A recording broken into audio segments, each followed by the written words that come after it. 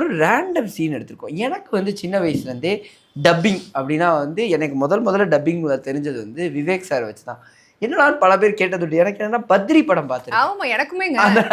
அதில் வந்து அவர் 2 பேருக்கு டப்பிங் பண்ணுவார். ஸோ அது மாதிரி பண்ணும்போது அந்த சீனையே எடுத்து ரேண்டமாக அவங்களுக்கு டப்பிங் பண்ண போகிறோம். அதை பார்த்து நீங்கள் வந்து அவங்களுக்கு டப்பிங் பண்ண போகிறீங்க. ஐயோ என்னமா அவுத்து விடுறானே என்னன்னு கேட்கலையே. நான் வேணா இப்ப டப்பிங் பண்றேன். இந்த பொண்ணுங்கெல்லாம் ஏன் என் பின்னாடி சுத்துறாங்க தெரியுமா? நான் உங்க ரூம் கழிச்சிட்டு போய் காசு கொடுப்பேன், நிறைய சாப்பாடு வாங்கி கொடுப்பேன். அப்புறம் அப்புறம் எரும மாடு மாதிரி தனியா போய் படுத்துக்கிட்டு புறத்தை விட்டு தூங்கிடுவேன். நான் சொல்லிட்டேன் அதான் உங்களுக்கு மீசை இல்ல. இப்ப என்ன சொல்றேன் தெரியுமா? இத போய் நான் என்ன சொல்றது? A few moments later. இரு நான் ட்ரை பண்றேன். ஹேய் என்ன நீங்கள் இன்ஸ்டாகிராமில் பார்த்துருக்கீங்களா? பார்த்துருக்கேன் நீ. ஆமாம், நிறைய ரீல்ஸ், நிறைய ஸ்டோரிஸ்.